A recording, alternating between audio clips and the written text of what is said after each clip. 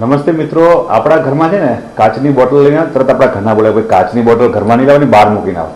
કાં તો તૂટી ગયો ફૂટી ગયો તો કોણ જવાબ આવશે?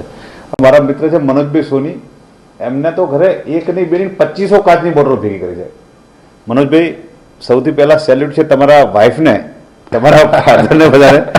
તો આપે આખી દુનિયામાંથી કાચ કલેક્ટ કર્યો છે. તો કોઈ ગુજરાતનો આપ કહેતા હતા કપડનો આ કલા શું છે આની હિસ્ટ્રી? આ કપડવંજનું ડીકન્ટર કહેવાય. ઓકે. અને મોરથુથું નાખીને વાદળી કલર બનાવેલો.